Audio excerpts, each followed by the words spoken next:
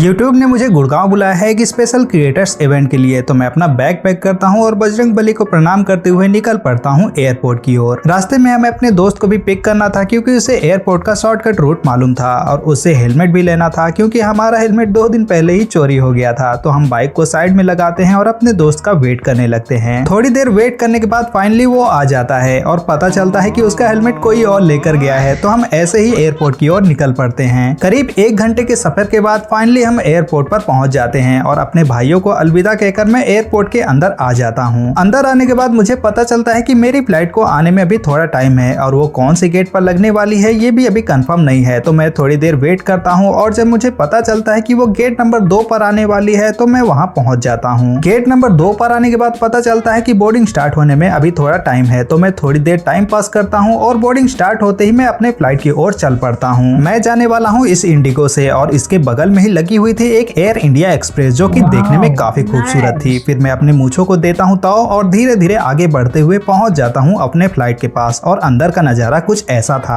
अंदर आकर मैं बैठ जाता हूं अपनी विंडो सीट पर और एक बार फिर से अपने मूंछों को देता हूं ताव क्योंकि मूंछ से ही मुझे यूट्यूब कम्युनिटी में ज्यादातर लोग पहचानते हैं। फिर अपनी कुर्सी की पेटी को भी बांध लेता हूँ। सीट पर बैठने के बाद मैंने सोचा कि अब चश्मे को निकाल देता हूँ, लेकिन धूप इतनी तेज आंखों में लगी जैसे आंखें तुरंत ही फूट कर बह जाएंगी। तो मैं वापस से चश्मे को लगा लेता हूँ और अपने बालों को सही करने लगता हूँ। तभी मेरी नजर पीछे खड़ी केबिन क्रू पर पड़ती है और मैं सोचता हूँ कि कहीं उन्हें ऐसा न लगे कि मैं उनकी वीडियो बना रहा हूँ। तो मैं अपने कैमरे को बंद कर देता हूँ। फिर थोड़े ही देर में फ्लाइट टेक ऑफ कर जाती है और हम दिल्ली एयरपोर्ट की ओर निकल पड़ते हैं। घड़ी में हो रहे थे 5:10 और इसी बहाने मैं थोड़ा फ्लेक्स वगैरह भी कर लेता हूँ। मैं पहुँच गया था आसमान की ऊंचाइयों में, लेकिन अगले ही पल चारों तरफ डर का माहौल हो गया। लेकिन कुछ ही पल में सब कुछ नॉर्मल हो गया। अपने सफर को एंजॉय करते हुए 1 घंटे 45 मिनट कैसे निकल गए पता ही नहीं चला और हमारी फ्लाइट दिल्ली IGI एयरपोर्ट पर लैंड हो गई। मैं फटाफट से टर्मिनल 3 से एग्जिट की ओर चल ही पड़ा था और तभी मुझे एक कॉल आ गई जो कि YouTube टीम की तरफ से ही थी। उन्होंने मुझे बताया कि YouTube के कुछ क्रू मेंबर्स एग्जिट गेट पर मेरा वेट कर रहे हैं और वो मुझे कैब से Gurgaon Crowne Plaza 5 star hotel पर ड्रॉप करेंगे जो YouTube ने क्रिएटर्स के लिए खुद ही अरेंज किया था। मैं एग्जिट की ओर बढ़ ही रहा था कि तभी अचानक एक फॉरेनर के साथ कुछ ऐसा हुआ जिसकी वजह से मुझे अपना कैमरा बंद करके उस फॉरेनर के पास जाना पड़ा, जो मैं आपको नेक्स्ट ब्लॉग में बताऊंगा।